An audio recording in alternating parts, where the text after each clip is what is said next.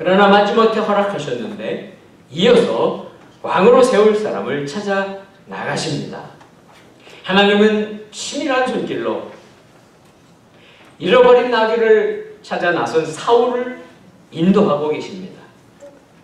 종을 사용하셨고 물길로 나온 소녀들을 사용하셔서 정확하게 사무엘을 만나게 하십니다.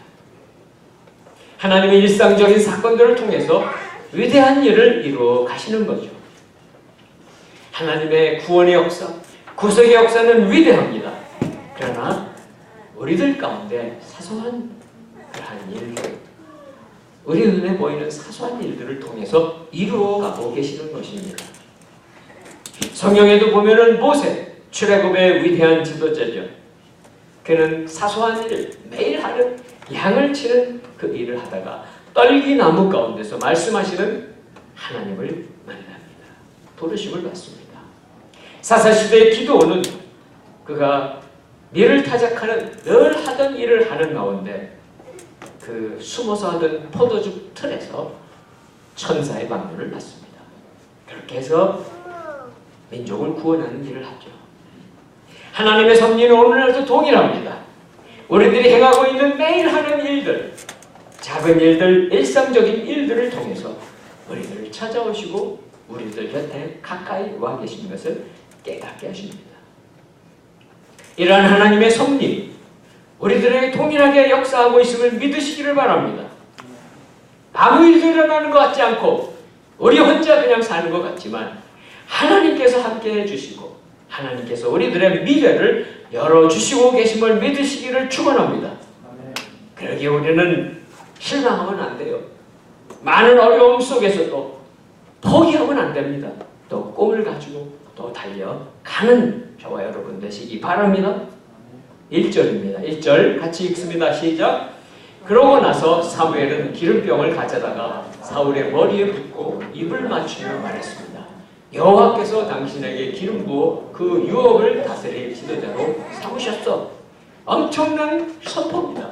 기름을 부으시고 선포를 합니다. 이스라엘의 유업을 맡을 왕으로 세움을 받은 것입니다. 사실 사울이 집을 떠났을 때는 다른 생각하고 구하는 게 있었어요. 잃어버린 아버지의 양들을 찾아 떠난 거예요. 뭔가 잃어버린 것을 찾아 떠나긴 했지만 그러나 하나님은 다른 계획을 가지고 계셨던 거예요. 하나님은 잃어버린 하나님의 백성 이스라엘 민족을 구원하시고자 하는 생각을 가지고 계셨던 거예요. 사람의 생각과 하나님의 생각은 다르죠. 우리가 그것을 일일이 다 알지 못하지만 분명한 것은 하나님의 생각이 얼마나 크신가, 그리고 그 길을 인도하시는가를 우리가 붙잡는 거예요. 이제 사울은 기름 부음을 받았습니다. 기름 부음은 구약에 보면은 세 종류의 직책을 맡은 사람들에게 부어집니다. 첫째는 제사장입니다. 이스라엘 백성들에게 제사는 없어서는 안 되는 것입니다. 하나님께 나가는 모든 사람은 제사장이 제사를 드려주고 여호와 하나님 앞에 나가야 되지요. 그래서 하나님과 통해지는 중보자가 역할이 제사장에게 그가 기름으로 부음받습니다. 두 번째 직책은 무엇일까요? 선지자입니다. 선지자, 그는 사무엘도 선지자이지만 그리고 이사야도 선지자고 많은 선지자가 있지만 그러한 사람들은 하나님의 말씀, 그렇죠? 하나님이 백성들에게 주시는 말씀을 받고 전파하는 사람들입니다. 그들도 하나님의 기름 부음을 받아야 됩니다. 그리고 세 번째 마지막 직책은 무엇일까요? 바로 왕입니다. 이제 사울은 이스라엘의 첫 번째 왕입니다. 그에게도 하나님은 기름을 부었습니다. 물론 사무엘을 통해서 기름을 부었습니다. 그런데 물론 사울이 기름 부음을 받았다고 해서 그 즉석에서 왕이 됩니까? 그렇지는 않습니다. 이것은 일종의 약속이죠. 그리고 나중에 우리 본문 뒤에 우리가 읽었던 대로 백성들이 제비 뽑는 과정을 통해서 공식적으로 왕이 됩니다. 사울에게 미리 기름을 부어서 왕이 될 것을 예비하고 약속하시는 이유가 무엇일까요? 첫 번째 이유는요, 나중에 제비 뽑잖아요. 백성들이 모여서 지파별로 제비 뽑고 또 지파가 가문을 뽑고 이렇게 차례서 뽑잖아요. 누가 왕을 뽑은 걸까요? 사람이 뽑죠. 사람이. 그러니까 만약 그 과정만 있다고 하면 사울이 그렇게 생각할 수 있습니다. 아, 나를 왕으로 뽑아주신 것은 백성들이야, 백성들. 그렇게 생각하지 않도록 바로 하나님께서 사울을 부르시고 세워주신 분이다 하는 것을 분명히 알게 해주시려고 하신 거예요. 두 번째는 무엇일까요? 두 번째는 왕으로 기름 부은 시간서부터 실제로 왕으로 세워지는 시간까지 상당한 시간이 필요합니다. 물론 이 본문에 보면 7일이라고 하는 시간이 나와요. 그래서 일주일이면 마음에 준비할 수 있잖아요. 내가 왕이 만일 된다면 어떻게 할까? 어떻게 이 민족을 통치할까? 생각할 거예요. 왕으로서 지도자가 되어서 어떻게 다스릴까? 알 수 없습니다. 그런데 지도자들의 약점 중에 많은 약점은 무엇입니까? 자기를 뽑아준 사람들의 눈치를 보는 거예요. 우리 민주주의에서 우리가 투표해서 대통령 뽑으면 대통령이 백성들 나를 뽑아준 사람들의 어떤 그러한 상황을 보죠. 여론을 보고 그리고 다스립니다. 아닙니다. 하나님이 뽑으시고 부르신 왕은 백성들을 바라보는 게 아니라 하나님을 바라야 됩니다. 하나님의 말씀을 의지해야 됩니다. 그런 왕이 되라고 미리 기름 붓는 이런 과정을 통하는 거죠. 이제 기름 부은 받은 사울에게는 특이한 일이 일어납니다. 2절부터 특별한 일이 이것도 예언이 있습니다. 그리고 뒤에 성취가 됩니다. 사무엘이 예언을 하는데 세 가지 예언을 해줘요. 세 가지 예언. 왜 이런 일을 사울이 경험하게 할까요? 사실 사울이 자기가 왕이 되리라고 생각이나 했겠습니까? 전혀 생각하지 않았어요. 기대도 하지 않았어요. 갑자기 이런 기름 부음을 받으니까 도대체 하나님 나한테 뭘 경하고 계실 것인가 의아할 수 있습니다. 그래서 사울에게 적합하게 하나님은 세 가지 확증, 증표를 주시는 거예요. 그래서 하나님이 함께하고 계시다. 하나님이 너를 이 지도자로 왕으로 뽑아주고 있다.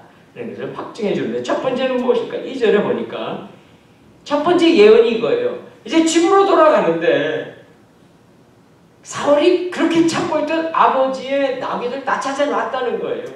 그리고 지금 아버지가 걱정하고 있다는 이야기를 해줍니다. 두 번째 예언은 무엇일까요? 두 번째 예언은 다볼 상수리 근처에 가면 3절 4절에 나오는 내용인데 제사 드리러 베델로 가고 있는 사람들이 세 사람이 있는데 그 세 사람이 그 중에 떡을 가지고 있는 사람이 떡 2덩어리를 줄 거라는 거예요. 여기 뭐 보면 세 사람이 나오고 떡을 가진 사람, 재물을 가진 사람, 포도주를 가진 사람 아주 상세하게 예언을 합니다. 그 다음에 세 번째 예언은 무엇입니까? 5절 6절입니다. 사울이 자기의 고향 성읍에 다 도달했을 때 선지자 무리를 만나는 거예요. 찬양을 하고 내려오는 선지자들 무리를 만날 때 사울도 성령의 감동을 받아서 예언을 하고 새 사람으로 변하게 될 거라는 거예요. 이 세 가지 예언을 사무엘이 해줍니다. 물론 이 일이 다 이루어집니다. 차례차례로 이루어집니다. 근데 예언이 특이하죠. 왜 이렇게 하셨을까? 특이한데 여기 보면 첫 번째 예언은 두 사람을 만납니다. 두 사람. 뭐 많지 않은 사람 두 사람. 나귀 찾았어. 걱정하지 마. 아버지께서 너 걱정해. 너가 어떻게 됐나. 두 사람을 만났는데 두 번째 예언은 뭐예요? 세 사람을 만나요. 세 사람. 제사 드리러 가는 세 사람. 그리고 마지막에는 여러 무리를 만납니다. 많은 사람들을 만납니다. 그러니까 예언이 어떻게 되고 있어요? 점점 복잡한 예언을 하고 계시는 거예요. 차례차례 다 이루어진다면 아무리 사울이 아닐 거야. 이런 일은 안 일어날 거야. 라고 할지라도 받아들일 수밖에 없는 거예요. 하나님은 때고 여러분에게도 뭐 똑같이는 안 하시겠죠. 여러분이 하나님이 말씀하시는데 꼭 하나님이 듣게 해주신다면 그리고 여러분이 그 말씀을 듣고 하나님 음성대로 저는 살고 싶어요. 그렇게 가고 싶어요. 하면서 그런 마음으로 있을 때 여러분에게 확증해 주세요. 하나님의 음성을 한 번만 딱 해주고 알았지? 그런데 내가 못 알아듣는 일이 생길까 봐 절대 걱정하지 마세요. 그럴 때 있잖아요. 아야, 물론 여러분이 하나님이 말씀해 주시는 게 정말 여러분이 마음에도 맞는다면 이건 내가 기대할 수 있는 것 이상이라면 붙잡으실 거 아니에요. 그러면서도 의심하고 딴 곳으로 가면 하나님이 이쪽으로 툭 치고 저쪽으로 한번 툭 치고 가세요. 인도에 가세요. 그런데 만약에 우리 에이 그런 얘기 저하고 아무 상관없습니다. 그럼 할 수 없죠. 자, 이렇게 차례로 진행되는 예언을 통해서 정밀하게 인도하고 계시는 하나님을 경험한다면 사울이 어떻게 돼요? 하나님, 나에게 말씀하고 계시고 나에게 인도하고 계시는 그 하나님을 고백할 수밖에 없는 거예요. 자, 한번 살펴볼게요. 다시 한번 살펴볼게요. 첫 번째 예언의 의미가 무엇일까요? 걱정하며 찾아다니던 아버지의 나귀들 찾았다는 기쁜 소식이죠. 기쁜 소식입니다. 뿐만 아니라 이 기쁜 소식은 다시 한번 사울의 집에, 아버지와 사울의 집안에 하나님의 은혜와 축복이 부어지기 시작하는 사인이에요. 감사하죠. 두 번째 예언은 무엇일까요? 두 번째 예언은 전혀 알지 못하는 사람들이 베델로 제사 드리러 가고 있습니다. 그런데 그들 중에 한 사람이 제사 드리기 위해서 준비한 떡입니다. 그 떡을 2덩이를 준다는 거예요. 그러니까 확인할 게 여러 가지가 다 조건이 아주 상세합니다. 도대체 떡을 만든 게 무엇일까요? 하나님께 드리려고 같은 떡이 왜 사울에게 옵니까? 그것은 예물입니다. 하나님의 기름 부어 세우신 왕에게 드리는 예물, 첫 번째 예물이에요. 자기도 모르는 사이에 왕으로서의 최초의 예물을 받게 된 의미가 있어요. 그런데 가장 중요한 체험은 무엇일까요? 5절, 6절입니다. 5절, 6절 같이 읽습니다. 시작. 그러고 나서 당신은 하나님의 산에 이를 것이요 거기에는 블레셋 진영의 문이 있어 당신이 그 성에 다다르면 산땅에서 내려오는 예언자의 무리를 만나게 될 것인데 그들은 비파와 탬버린, 피리와 하프를 연주하며 예언도 할 것이요 6절 당신에게도 여호와의 영이 능력으로 임하실 것이며 당신도 그들과 함께 예언하게 될 것이요 그러면 당신은 전혀 다른 새 사람으로 변하게 될 것이요. 바로 사울이 성령의 능력으로 새 사람으로 변화되는 경험을 하게 됩니다. 앞에 일어났던 두 가지 예언은 일상적인 거잖아요. 그렇죠?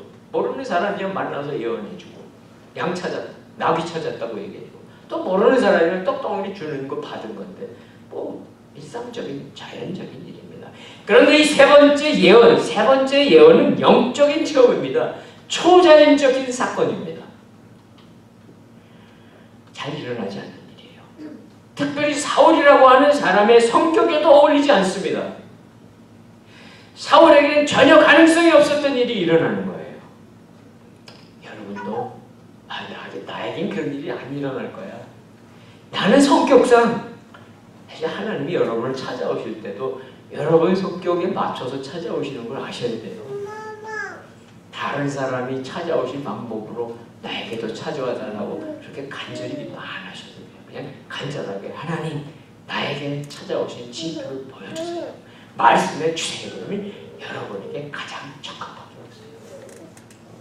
오늘 사울에게는 어울리지 않는다는 거예요. 전혀 있을 법하지도 않은 일인데 일어났는데 보니까 5절에 다시 보세요. 그 장소가 어디입니까? 그 장소는 블레셋 진영의 문 앞이에요. 블레셋은 어떤 사람이죠? 바로 이스라엘 백성들을 끊임없이 괴롭혔던 사사시대 내내 괴롭혔던 사람이에요. 사무엘이 선지자가 돼서 큰 지도자가 된 다음엔 침입하지 않았죠. 그렇지만 블레셋은 힘이 있어요. 조금이라도 이스라엘이 튀어보면 또 쳐들어올 만한 사람들인데 그들의 진영, 부대가 주둔하고 있는 그 앞에서 이런 일이 벌어지는 거예요. 무슨 의미가 있을까요? 특별한 의미가 있습니다. 그리고 구약시대의 성령이 어떤 사람에게 임하는 일은 매우 드뭅니다. 하나님이 선택한 지도자에게 간혹 나타납니다. 사울을 하나님이 붙잡으시고 계시다는 사인이에요. 확증이에요. 그리고 이제 사울을 통해서 하나님이 능력도 주시고 은사도 주셔서 사용하시겠다고 하는 증표입니다. 물론 신약에 오면은 성령의 역사는 광범위하게 일어납니다. 많은 사람에게 일어납니다. 모든 성도들에게 일어납니다. 큰 규모로 일어날 수 있습니다. 이렇게 엄청난 성령 체험하게 된 사울, 그는 어떤 사람이 됐습니까? 6절에 나와 있는 것처럼 전혀 다른 사람이 됩니다. 전혀 다른 사람. 그동안에 사울이 아니고 이제 새로운 사울이 된 거예요. 성령을 체험한 사울이 가져야 될 것이 무엇인가? 하나님을 알고 계세요. 능력을 가져야 됩니다. 지혜를 가져야 됩니다. 그리고 하나님을 의지하는 왕이 되어야 됩니다. 바로 그 장소, 블레셋 군 부대가 주둔한 그 앞에 가서 하는 것은 뭘까요? 그것은 바로 앞으로 어떤 대적이 이스라엘을 침략할지라도 하나님이 함께 계시겠다. 하나님의 음성만 들어라. 그러면 어떤 대적이라도 승리하게 해주시겠다는 그런 사인이에요. 자, 7절 같이 봅니다. 7절 같이 읽습니다. 7절 시작. 이런 일들이 이루어지면 당신은 하나님이 인도하시는 대로 따라 행하시오. 하나님이 당신과 함께 하실 것이오. 사무엘의 이 세 가지 예언은 사울이 이스라엘의 지도자가 되는 그 덕목을 경험하게 하고 또 분명하게 해주시는 거잖아요. 그러면서 사무엘이 당부합니다. 어떻게 당부하는가가 나오죠. 이렇게 말씀합니다. 당신은 하나님이 인도하시는 대로 따라 행하라고. 그러면서 마지막 부분이 뭐죠? 하나님이 당신과 함께 하실 것이요. 사울에게 하나님은 함께 하십니다. 아니, 함께 하시지 않으면 사울은 왕 역할을 할 수 없습니다. 사울만 그럴까요? 모든 믿음의 사람들이 동일합니다.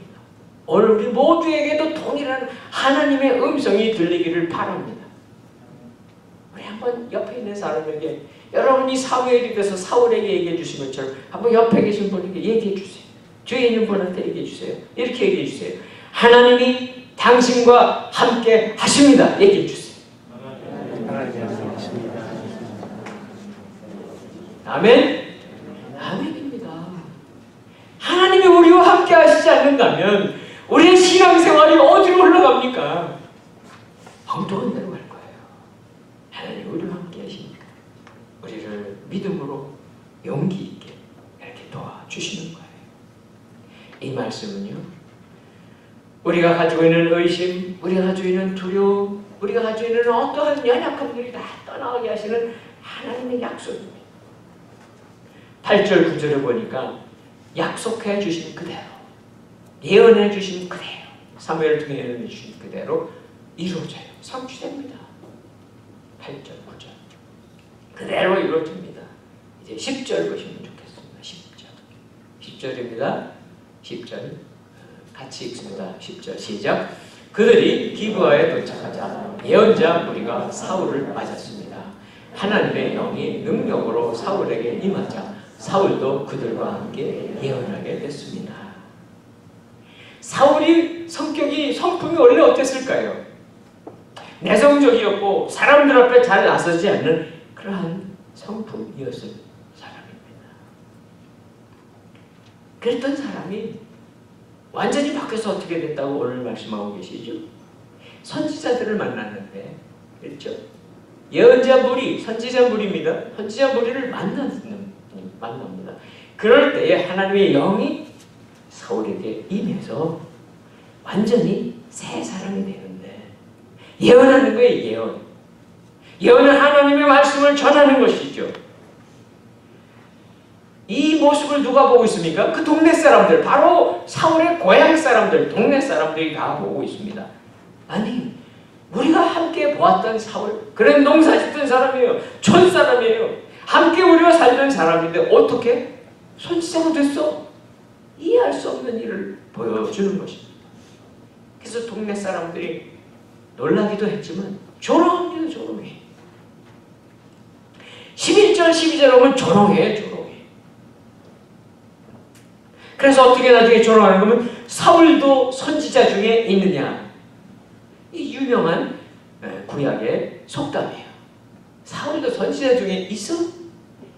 뭐 사람들이 우리들에게 말할 수 있겠죠. 아, 그 사람 믿는 사람이야? 아, 그 사람이 집사래? 그렇죠. 조롱하는 말이에요. 괜찮아요. 조롱해도 상관없어요. 성령님이 사울을 감동시켰을 때 그는 더 이상 과거의 사울이 아닙니다. 사람들을 보기에 저 사람이 약간 이상해진 것 같아요. 그런 일은 신약 사도행전의 오순절 성령과 함께 일어났습니다. 사람들에게 무리에게 성령이 취해서 그들이 하나님이 주신 말로 방언을 하고 막 예언을 할 때에 그 사람들을 보고 사람들이 예루살렘 사람들이 취했다고 술에 취했다고 얘기합니다. 아니 이른 아침입니다. 대낮입니다. 어떻게 술에 취하겠어요? 성령에 취한 모습이 사람들 눈엔 술에 취한 것과 비슷하지만 전혀 다른 것이죠. 사랑하는 성도 여러분, 우리들도 마찬가지예요. 우리가 성령에 사로잡히고 성령님께 우리가 감동을 받게 되면 우리가 놀라운 모습으로 예배 드릴 것입니다. 우리가 놀라운 모습으로 찬양을 드릴 것입니다. 그때 하나님께서 우리에게 은혜를 부어주시면 우리가 하지 않던 짓을 합니다. 손을 높이 들고 찬양할 거예요. 메마른 내 눈에서 눈물이 흐르기 시작할 것입니다. 감사와 기쁨이 우리 마음속에서 흘러나오기 시작할 거예요. 얼마나 귀한 모습입니까? 혹시 옆에 있는 사람이 그런 걸 잘 모르는 사람이 비웃어요? 괜찮아요. 부끄러워할 필요는 없어요. 사울도 마찬가지였어요. 조롱하는 동네 사람들, 고향 사람들에게 흔들리지 않습니다. 사울이 무슨 자격이 있어서 왕이 됐습니까? 아니죠. 하나님의 일방적인 선택이고 기름 부어주신 거예요. 유일하게 있다면 그의 겸손했던 성품. 그래서 하나님이 그를 찾아오셨던 거예요. 만일 사울이 하나님 앞에서 그가 가지고 있었던 처음의 마음, 겸손했던 마음을 계속 유지할 수만 있었다면 그는 훌륭한 왕이 됐을 수 있었어요. 그런데 나중에 어떻게 됩니까? 점점 교만해집니다. 그리고 결국 버림받게 되고 합니다. 자, 이런 일들이 다 일어났어요. 이제 14절 보세요. 14절, 15절에 보니까 집으로 돌아왔습니다. 아버지를 만나고 또 삼촌을 만납니다. 그랬을 때에 이 삼촌이 숙부가 물어봐요. 도대체 너 어디 갔다 왔어? 누구 만나고 왔어? 꼬치꼬치 묻습니다. 어떻게 해요? 대답은 해야 되잖아요. 어떻게 대답하겠습니까? 이때 사울이 사무엘 선지자도 만났고요. 그가 나에게 기름 부어줬고 왕으로 세워줬다고 말할 수 있겠죠. 전혀 일어나지 않습니다. 16절 보세요. 16절 우리 같이 읽습니다. 16절 시작. 사울은 그분이 우리에게 나귀들을 찾았다고 확인해 주셨습니다. 라고 대답했습니다. 그러나 사무엘이 자신에게 왕이 될 것이라고 한 말은 삼촌에게 하지 않았습니다. 왜 이 왕으로 기름 부음 받은 것을 삼촌에게 숨겼을까요? 아마도 사울 자신이 이스라엘의 왕으로는 자격이 부족하다고 생각했기 때문에 그럴 거예요. 당연하죠. 아마 그가 천박한 사람이었다면 이런 상황에서 가족들인데 삼촌인데 이미 내가 왕이나 되는 것 같이 자랑하고 다닐 수도 있죠. 그러나 사울은 겸손했어요. 아직까지. 그리고 나는 왕 될 사람은 아니야. 누군가 다른 사람이 돼야 맞지. 그리고 또 한 가지가 더 있었어요. 그의 마음속에. 그것은 하나님이 기름 부어 세워주신 것은 사실이에요. 그리고 이것은 엄청난 말할 수 없는 자랑스러운 기쁜 소식이지만 함부로 발설할 수 있는 내용이 아니라는 거예요. 믿음의 사람들에게 하나님의 약속을 주시지요. 만일 여러분이 엄청난 약속을 받았다고 생각하십시오. 그러면 그 약속이 아직 성취되지 않았을 때 어떻게 해야 될까요? 자랑하고 다닐까요? 성급하게 말하거나 행동하셔서는 안 된다는 거죠. 하나님은 그 예언이 성취될 때까지 우리가 입 닫고 인내하고 침묵하고 기다리시기를 원하십니다. 그렇게 해서 아무리 좋은 일이 생길지라도 말로 자랑하고 그렇게 앞서지 아니할 때 하나님께 영광이 되는 그런 사건이 될 것입니다. 자, 이제 남은 부분은 사무엘이 백성들을 불러서 사울을 제비 뽑아 왕으로 삼는 거예요. 17절에 보니까 이제 사무엘이 모든 백성들, 이스라엘 백성들을 미스바로 부릅니다. 바로 그곳은 어디입니까? 블레셋과 엄청나게 큰 전쟁을 해서 하나님이 승리하셔서 에베네셀의 비석 세웠던 바로 그곳이 미스바예요. 18절, 19절 같이 한번 읽도록 하십니다. 18절, 19절 읽습니다. 시작. 그들에게 말했습니다. 이스라엘의 하나님 여호와께서는 내가 이집트에서 이스라엘을 불러냈고 이집트뿐만 아니라 너희를 짓누르던 모든 나라부터 너희를 구해냈다 라고 말씀하셨다. 19절 같이 읽습니다. 그러나 너희는 지금 너희 모든 재난과 고통에서 너희를 구해내신 너희 하나님을 거부했다. 그러고는 안 되겠습니다. 우리에게 왕을 세워주십시오라고 했다. 그러니 이제 너희는 지파와 가족별로 여호와 앞에 나아오라. 사무엘이 말하고 있는 내용은 미스바로 모여들은 이스라엘 백성들 앞에 그들이 요구했던 왕을 요구하는 것이 얼마나 큰 잘못인가를 확실하게 지적을 해놓고 나서 왕을 선출하는 거예요. 하나님께서 종살이 했던 이집트의 400년 노예에서 해방시켜 주신 것도 하나님이십니다. 광야 40년 동안 아무것도 할 수 없는 그 사막 광야에서 만나와 메추라기를 공급해 주셨던 분도 하나님이십니다.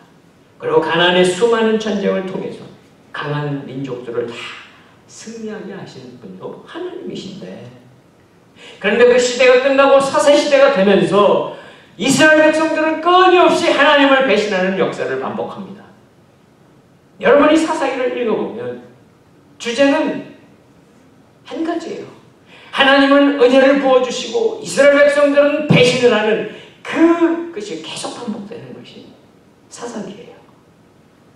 오늘 사무엘이 말씀하고 있는 것은 다른 게 아니라 이스라엘 백성들이 그동안 그렇게 배신의 역사를 계속 써왔던 그것이 다시 반복되고 있는 것이 왕을 달라고 하는, 인간적인 지도자를 달라고 하는 그런 것이라고 하는 것을 분명히 하고, 그리고 왕을 뽑는 거예요. 좀 부담스럽겠죠. 깨닫는 자는 부담스러울 텐데 이스라엘 백성들이 깨닫고 있을까요? 자, 이제 제일뽑기하는 과정이 쭉 나옵니다. 20절, 21절, 22절을 제비를 뽑습니다. 그래서 어떻게 뽑았어요? 12지파를 먼저 제비 뽑죠. 베냐민 지파가 나와야 됩니다.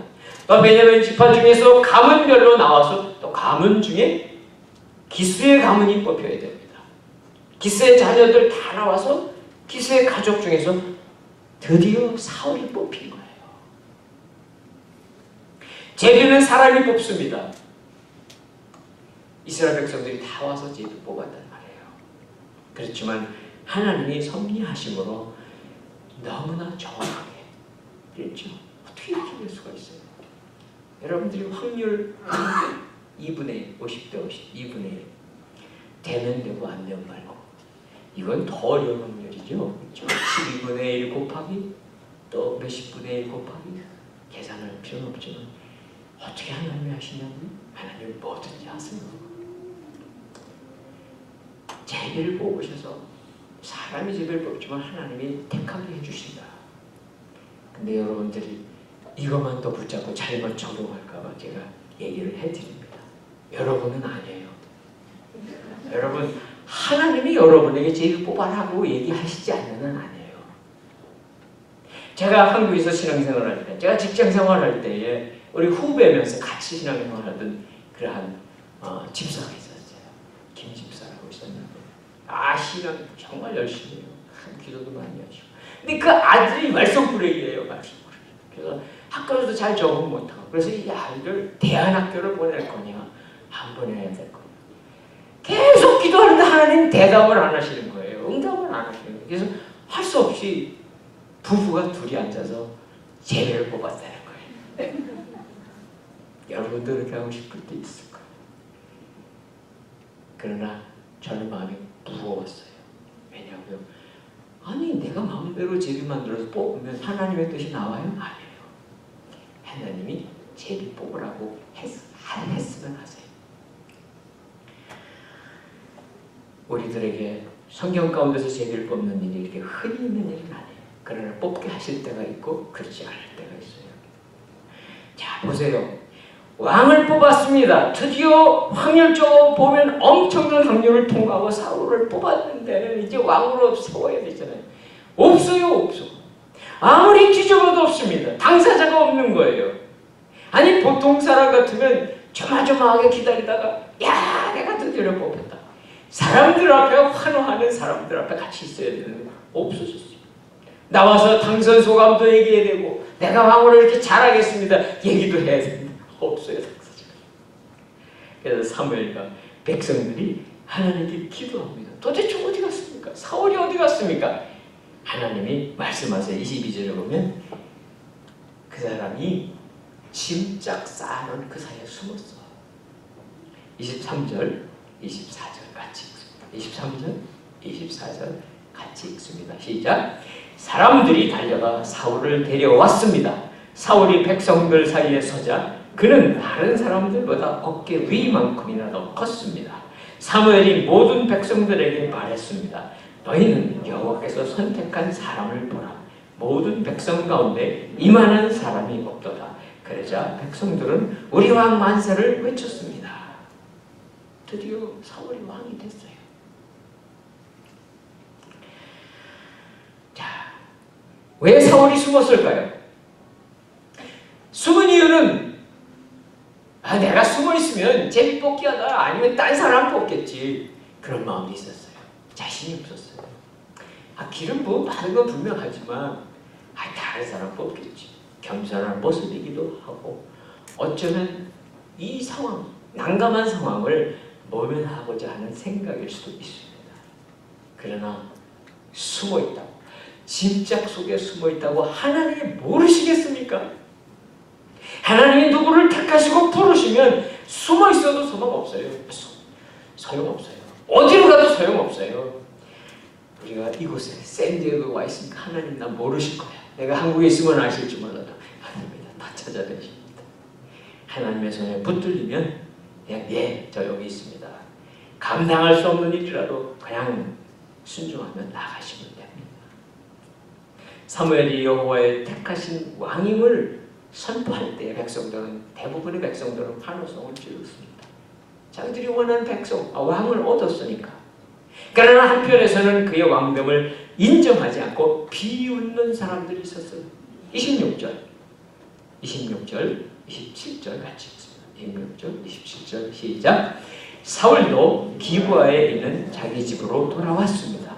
하나님께서 마음을 감동시킨 용사들은 그와 동행했지만 몇몇 못된 사람들은 저 사람이 어떻게 우리를 구원하겠느냐 하고 사울을 무시하며 아무 예물도 가져오지 않았습니다. 그러나 사울은 잠잠고 있었습니다. 하나님이 세우신 왕입니다. 이제 사울은 왕입니다. 그런데 왕궁이 있는 것도 아니고 왕의 사무처가 있는 것도 아니고 아무것도 없어요. 몇몇 용사들만 사울을 따라 고향 집으로 따라 왔다고 하는 거예요. 어떤 일이 있는지 반대하는 사람은 항상 있습니다. 왜 반대했을까요? 왜 사울이 왕된 것을 반대했을까요? 그들이 생각하기에는 이스라엘에 12지파가 있는데 자기들이 보기에는 그래도 번듯한 지파의 왕이 나오기를 기대했던 거예요. 이스라엘 12지파 중에서 그래도 힘있는 지파가 누굽니까? 장자 지파가 누구입니까? 바로 유다 지파나 에브라임 지파예요. 두 지파밖에 없어요. 아마 거기서 왕이 나왔다면, 제비뽑기에서 왕이 나왔다면 그대로 따랐을 텐데 사람들 중에 인정하지 않는 거예요. 사울 무시하는 거예요. 이런 무리함 속에 있었지만 사울은 다 받아들입니다. 언짢아하지도 않고 조용히 있습니다. 사울의 시작은 참 좋았어요. 겸손했고 사람들 앞에 나서는 거 좋아하지도 않았고 자랑하지도 않았고 무시해도 참았고 침묵했고 너무나 좋았습니다. 그런데 그의 끝은 어떻게 될까요? 사랑하는 성도 여러분, 우리도 예수 그리스도를 영접하고 하나님의 자녀가 되는 그 시작은 매우 좋습니다. 우리의 신앙이 시작할 때는 우리가 택한 것이라고 생각할 수 있지만 아니에요. 하나님께서 역사하시는 거예요. 마치 사울에게 성령이 임해서 감동을 받고 새 사람이 된 거랑 똑같아요. 우리가 선택한 거 아닙니다. 하나님의 역사가 아니면 절대 신앙생활을 시작 못합니다. 그것은 성령의 감동입니다. 그래서 우리가 처음 시작할 때는 하나님을 위해 예수 그리스도를 위해 헌신하겠습니다. 봉사하겠습니다. 그리고 잘 시작해요. 그러나 중간에 신앙생활을 한 걸음 한 걸음 나가다 보면 어떻게 되죠? 속상한 일이 생깁니다. 보면 사람들이 마음에 들지도 않습니다. 어떻게 저런 정도밖에 안 돼? 믿는다는 사람이 어떻게 나를 무시하고 상처를 주는 말을 해? 별일이 많아요. 흔들립니다. 뭐 이런 사람들이 다 있어요. 그러나 사랑하는 성도 여러분, 절대 포기하지 마세요. 흔들고 상처받아도 마음이 상해도 포기하지 마세요. 우리의 시작은 내 힘으로 한 게 아닙니다. 하나님이 성령으로 시작했습니다. 좋은 일로 시작했습니다. 사울도 그렇게 시작했습니다. 그러나 끝까지 좋아야 됩니다. 끝이 좋아야 됩니다. 신약성경 갈라디아서 3장 3절에는 이런 말씀이 있어요. 일부러 말씀 찾지 않아요. 제가 읽어드릴게요. 너희가 이같이 어리석으냐? 성령으로 시작하였다가 이제는 육체로 마치겠느냐? 초대교회 성도들도 그랬던 거예요. 열심히 신앙생활하던 사람들 시간이 가고 가니까 나중에 시작한 건 아무 게 없어. 다 떠나버렸어요. 첫 번째 은혜도 떨어지고 첫 번째 그 놀라운 감동도 다 떨어지고 그냥 부대끼고 으르렁거리는 그것만 남은 거예요. 우리도 동일합니다. 우리의 시작은 분명히 성령의 역사입니다. 우리 안에 있었던 감동이었습니다. 그런데 내 마음, 내 생각, 나의 입장 그냥 계속 나 중심으로 살고 이렇게 하다 보니까 육체로 마치고 간다는 거예요. 우리 신앙생활 하다 보면 어떻게 이렇게 될까요? 우리가 열심히 주님 앞에 나와 예배드리고 하나님 말씀을 보고다 그렇게 한다고 할지라도 우리가 정말 성령님이 떠나버리시면 종교적인 형식만 남습니다. 그러니까 그리스도인이 되어야 하는데 종교인이 되고 마는 겁니다. 이것은 달라요. 그러니까 예수님이 이 땅에 오셨을 때에 2000년 전에 이스라엘 땅에 오셨을 때에 예수님이 만나는 사람들마다 그들 중에 질책하지 않을 수 없었던 사람들이 누굽니까? 율법주의자, 바리새인들, 서기관들이었습니다. 그들이 성경을 모를까요? 너무 잘합니다. 이론적으로 모를까요? 다 합니다. 그러나 주님이 말씀하십니다. 육체로 마치겠느냐? 종교인이 되고 마치겠느냐? 사랑하는 성도 여러분, 우리에게 시작하신 성령님, 하나님이 오신 성령님이 오늘도 우리 가운데 떠나지 아니하시고 함께 계심을 믿으시기 바랍니다. 그리고 성령님이 우리에게 끝까지 함께 계셔서 아름다운 신앙의 열매를 맺는 놀라운 열매를 맺는 우리 모두 되시기를 주님의 이름으로 축원합니다. 아멘. 시작처럼 끝에도 아름다운 열매를 맺게 해주시는 하나님, 성령 하나님의 역사가 우리 모두에게 넘치시기를 다시 한번 주님의 이름으로 축원합니다. 기도하겠습니다.